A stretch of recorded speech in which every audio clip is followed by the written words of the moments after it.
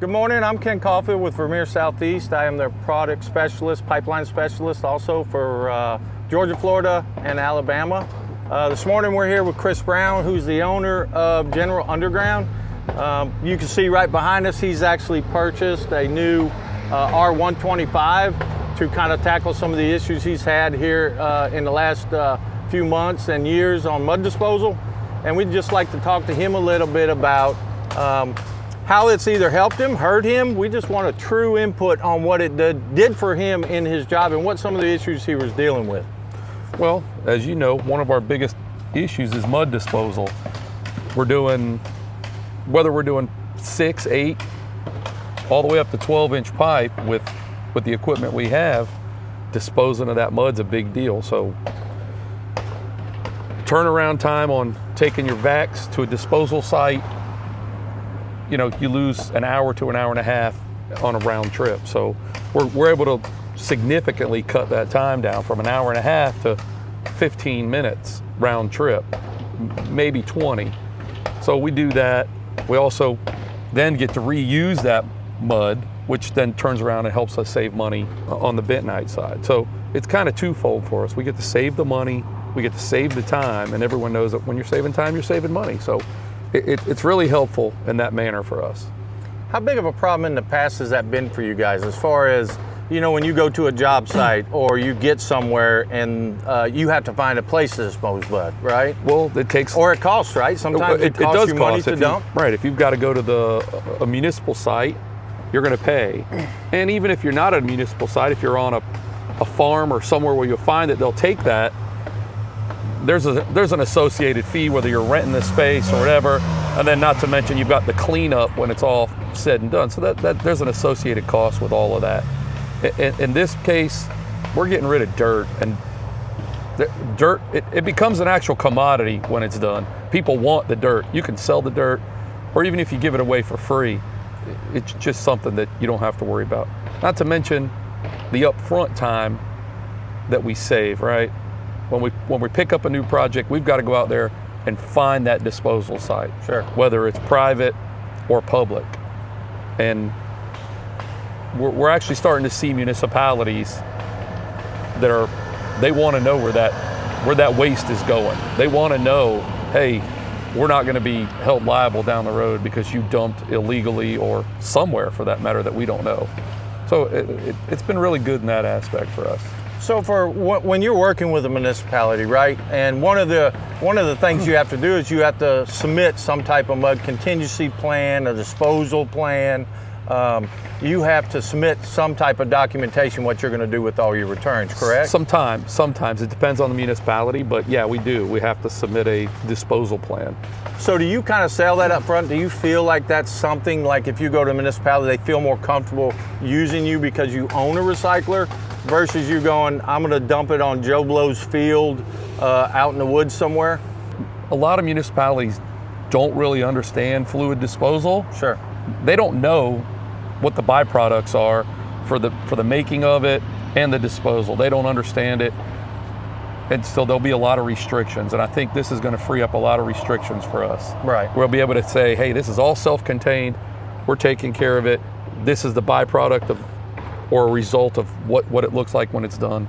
And so in that aspect, I think it's going to help us. And that looks like you're selling it, right? You own a piece of equipment now that you find valuable, right? So you're going to sell that piece of equipment to that municipality in a way that, hey, you don't have to worry about mud. I'm just picking it up and sending it back down home. That's right. So a guy that doesn't have a recycler, he's kind of going to hee-haw around the whole situation, where a guy with one is going to sell it up front and go, hey, I got a recycler. You don't have to worry about it. We're going to recycle everything and send it right back down home. Well, I think it'll be a competitive advantage going forward, is what I think. Absolutely. So I think we'll be able to, sell it as a commodity instead of your mud being a hindrance.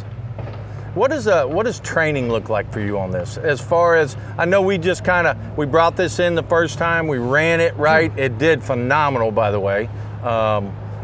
As far as Vermeer goes, we've been waiting for this size recycler for a long time. And honestly, we've got a really phenomenal one at this point. It's really turnkey. It was actually, all the R&D was done on it years ago. So it's been a phenomenal recycler when it started off.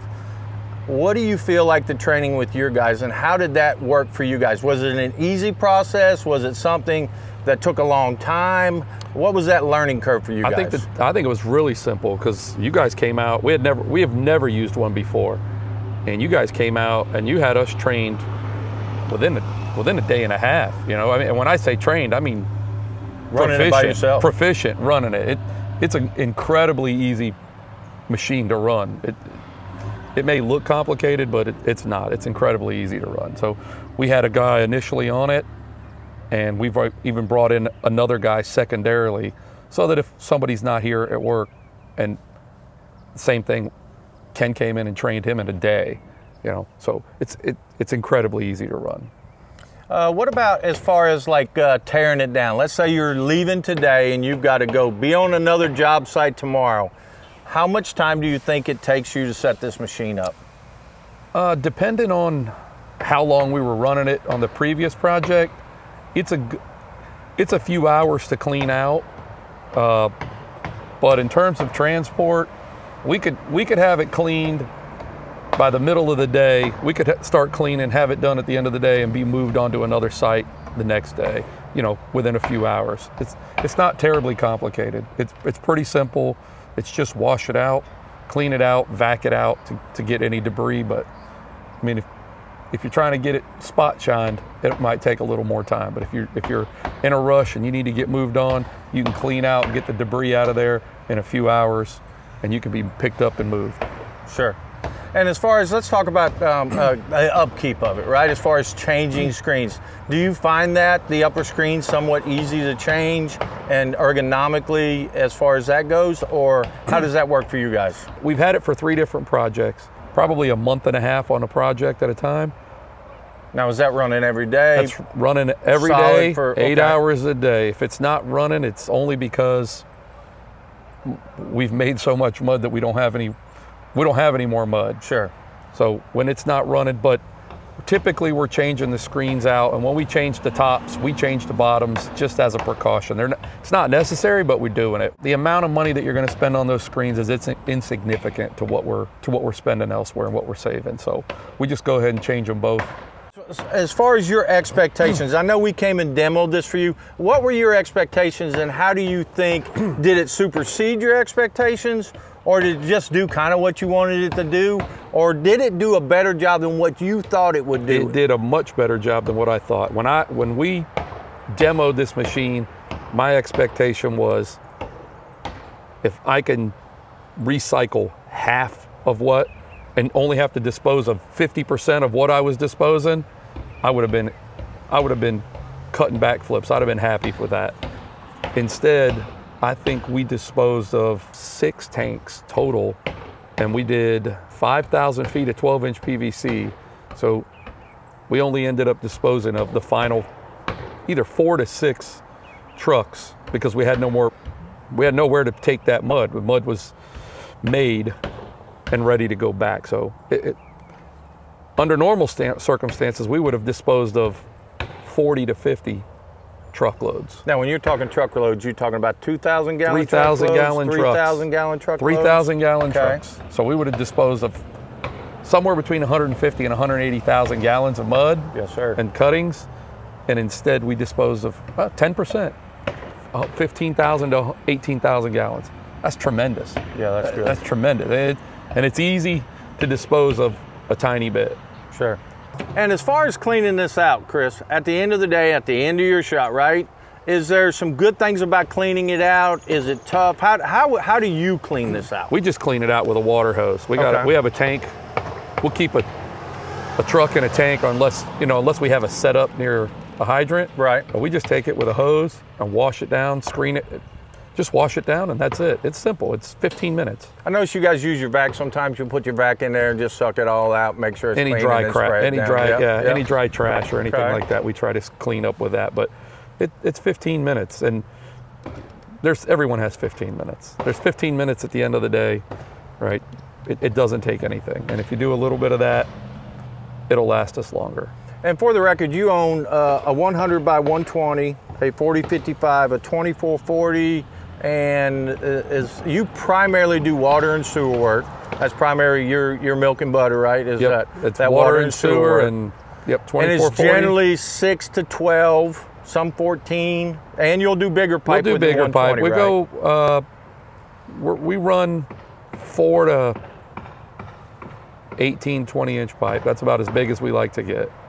And you know, we're hoping that even though I don't think this machine's designed for that bigger rig, we are going to definitely give it a try, and whatever it'll help us save doing that, if it'll help us with the mud and the returns and some of that, I think it's going to be a big help. It's not necessarily designed for that, but whatever we can get out of it, we're gonna do it. So as far as you know, your investment, upfront investment that you put into this, of course, how long do you think it'll take you to get that return in investment? well, it's kind of immediate, really. It's actually immediate. The first 2 months we had it, we saved $3,000 to $4,000 a month. So all the mud we expected to use was put right back into the ground, and we were able to just save that money. So that's perfect. The machine paid for itself by recycling the mud, and then it made us money by shortening that time span of disposal. Right. So that's where it made the money. The money it saved, the money it used to pay for itself was the recycling of the mud. The time is where we made money with it. So it actually turned something that's not profitable into something that is profitable. I like that, absolutely. So when we start talking about mud and how mud dictates our job, would you agree with that? That you either using a mud, you have to dump it, you might have to wait on a vac, there'd be a lot of situations where maybe a guy says, hey, I need to turn my mud down because I got to get rid of all this mud. By having a recycler, is that something, I know you buy into the whole process of mud, calculations, the whole 9 yards. You guys are superior in all of that. But do you feel like somebody else who might buy this machine where mud dictates their job, where maybe it slows them down, or maybe they have to wait on a pullback until they get a vac back? Do you find value in that along with your guys as well? I definitely find value in it. If you're not running your mud right, you're not going to get your product back. And if your mud's not consistent and floating out that material, you're wasting your time. So getting your mud right and getting it consistent, it's the number one thing in drilling, really. Shooting out and not having a hole, it's a suspended hole. Sure. Your product's never coming back. So this allows us to take that mud, those cuttings, bring it back, and then we can test it before it goes back in the hole. Prior to that, you're testing it fresh, new out of a bag, but you don't have anything really to test it with. You don't have any cuttings to compare to see what's being suspended. Sure. This gives you that option. It's like we can bring that mud in, we dump it in the hole, we bring it back out, and we go, look at it. Is it doing what it's supposed to do? Absolutely. Are we getting the maximum return out of that hole? Yes or no? And you can see that immediately when you test it. So, and that's another point. Like when you take a vac somewhere and you dump it on Joe Blow's property, you don't know how much solids are in that. You don't even know if you're moving them, right? Nope. But we know when we're recycling because all of our solids are coming over. It's right here in front of you. Right here. Right there on the ground. So, you know what your cuttings are. That's right. And there's a certain volume that we can figure out in our hole that we know that we have to remove a certain volume, right? And very easily by looking at the solids that come off, we can kind of do a general analysis. Well, we know how many gallons are in here. We just moved it, exactly. We know how many gallons are in here, so we know what the volume should be. And does that make you feel better once you see a big old pile of sand that you know that you moved it all out of the hole and you supported your hole? It makes you feel good. Well, you know that you got a good hole, right? So you're not worried about your product coming back. You know that these are the amount of roughly the amount of cuttings I have. This hole is that long. This is the volume of that hole. If you've got a good enough volume, you can go, oh, that pipe's coming back. That's right. That's coming back. You ain't got to worry about that. You don't have to go, ooh. So let's talk about ground conditions. Okay, ground conditions, because you've kind of seen the gamut in your last 3 jobs, right? Sure. You went from a really sandy sugar clay with some palmetto roots in it that we kind of struggled with a little bit, right? Because the palmetto roots were coming in, clogging our pump. We worked through that, right? It did phenomenal there, and I believe that was 12-inch pipe, correct? That was 12-inch. Okay, and then you went to a kind of running white sugar sand over on the West Coast, right? Yep, we went down. We went down there, and that was just like a baby powder. Correct. And we kind of weren't really sure if that was going to be able to do it, but it did it. And I'm telling you, golly. And then today we're actually on a job where we have a lot of clay. A lot of clay. A lot of clay in this situation. You're running a little bit different vis mud, right, to accommodate for that. Honestly, and so far, we're running a mostly water with a clay cutter in it. right, So you might think, oh, well, it's building visc. but it is building Yeah. visc. But the other thing is you go, well, you're just disposing of water. Anybody can get rid of water, but they don't know the difference between water and bentonite, Sure. right? So when you got to dispose of it, they don't know the difference. We're saving. It's a liquid. We're still saving. In the end, we're still saving because all that polymer and clay cutter that we're putting down in the hole, when we bring it back and dump it here, that stuff's expensive. I'm sorry, it's expensive. We get to push it right back to where it came from. Nice. So we get to reuse that clay cutter again and again, which might sound crazy, but we do. Cool. We're using the clay cutter. It does its job, it goes through there, and it comes right back in, and we get to reuse that clay cutter. Right. We might have to add a little bit, but we don't have to go full 1 gallon to 1,000. Sure. We're able to. Because you get that same clay cutter back out of the hole and you get to That's reuse right. it. We get so to use it. It saves you money on additives as It well. saves on the additives. Cool. Right? And I would have like never that. thought that. Yep. I would have never thought that. I kind of would have thought that once you use the additive, it was gone. Does You its didn't- job. But it Yep. really doesn't. It's kind of. It's not something I would have thought was going to happen. Sure. Because your packs go in there, right, and they go into the formation, but then when you make your second pass, it cuts those packs back up, mixes them right back into your formation, and they go back to work again. So those packs do their job. As long as you're sending it back through a recycler, we're sending those packs right down hole. And packs are, I mean, you buy a 5-gallon bucket of pack is almost $200. Yeah. And if you're buying a pallet to do a big project, I mean, that's huge cost savings just in your additives alone. Well, for instance, on a 500-foot shot here, 550-foot shot, we'll go through 12,000 gallons of water, 12 to 14,000 gallons. So you take that at, let's see, we use about 1 gallon per 1,000. You figure it's $40, $50 a gallon. Do That's the math. cost in that. You know, Yep. Nice. $50, it's $600, $700 saved because it comes right back around. So Yep. it's just, the costs start adding up and they start multiplying in places you never thought that it would have Sure. material. I would have never believed you could actually reuse the additives. Right. So Chris, one of the things that we really thrive on in Vermeer Southeast is we really try to push that customer experience, right? How did that work for you from like, let's say the selling process, right, where somebody contacted you, you contacted them and said, hey, I'm thinking about a recycler, right? How that sales guy picked you up, right? And then how did that process work as far as your specialists coming out and working with you? And then also, truthfully, how was your response after that sale, right? Because we really try, as a product specialist, we really try to support the customer after the sale. How did that work for you, and how do you feel like, did you get your money's worth as far as, and do you feel like you're a partner with us? Is there a partnering effect there that you feel? I think there is. So we'd never had a machine like this before. We were always doing our just go around, dispose. We decided one day we were going to be doing a lot more medium-sized pipe, and we decided we needed something like this. And we didn't even know that this machine existed. So we were looking at a bigger unit. And I picked up the phone, I called Ross and said, hey, I'm interested in a recycler that does this. And you guys just happened to come out with this unit. And we were actually, I think you guys just got it. It was the first one. And we didn't know. We didn't know if this is something that was going to be good for us or not.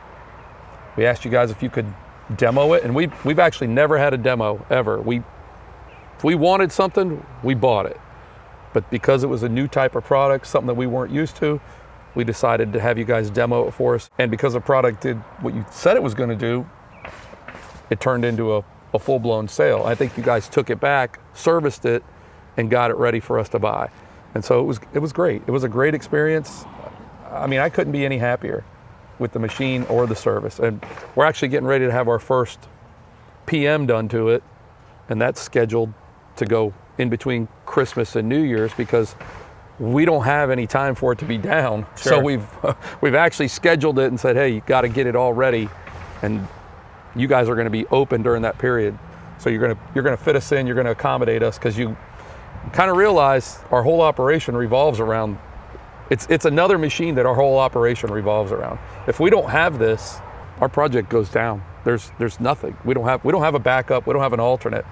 Everything relies on this machine. It's vital. It really is. So I know we talked about the training process a little bit, right? So I know I'm the guy that trained you, of course, but at the end of the day, so after you bought it, Ross was jumped through hoops for you, right? You said, yep, let's get it out on the job site. Let's see what it'll do. We didn't even really know at the time, right? It was kind of a new thing for us too in this class.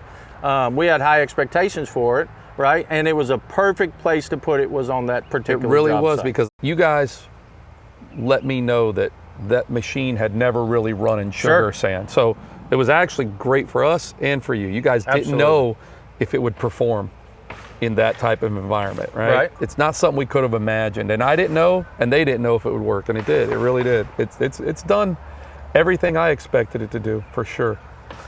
So as far as your follow-up, right? So you bought this machine, right? We came out, we trained you on it, right? We spent a few days with you on it.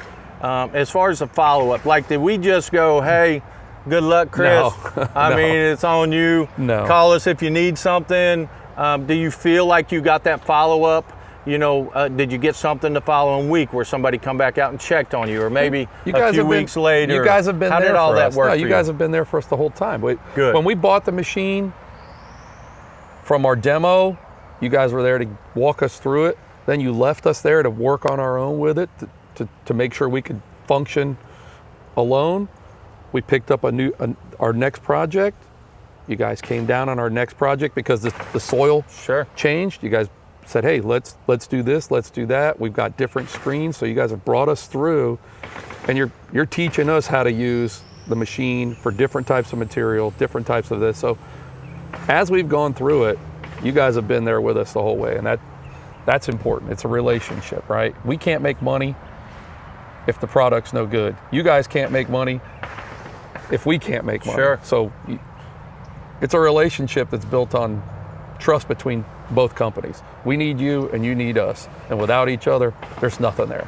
So, that's perfect. You know, I can pick up the phone and I can buy that. I could go buy a new drill. I could buy anything, right? It's very easy to pick up the phone and you guys will sell me anything I want. But without people, that's the most important asset that we have, right? The people are the most important asset. It's not it's the same piece of machinery that goes to California to Florida, but the people, right? That's the number one thing. And that support you get, right? That support, that's right. And that's kind of where we go back That's to for that my partner. company, and that's for everybody I do business with. It's the people. If you don't have good people, that's just a brick. Sure.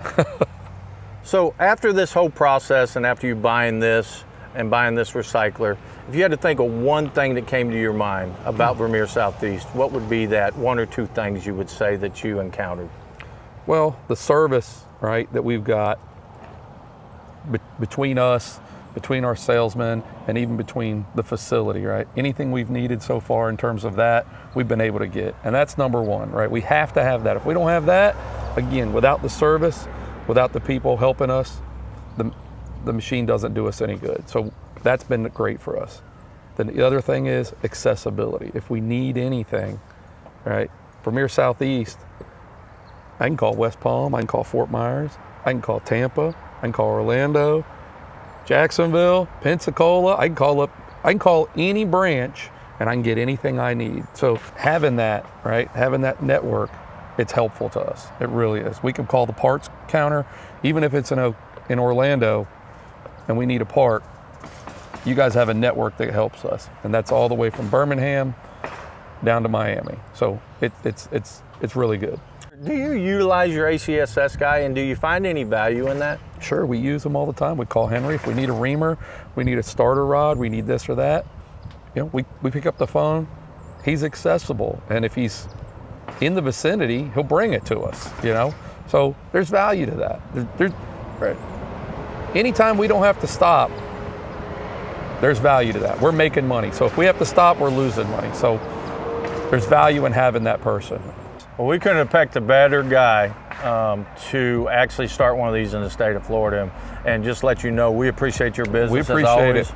And thank you so much for doing it. It's been a blessing, honestly, that you've been able to run this thing and give us true feedback on it. Yep. And you know, we like good feedback and bad feedback, but it seems like most of your feedback has been great. It's been feedback, really and good. we love those kinds. It's been a valuable piece of equipment for us.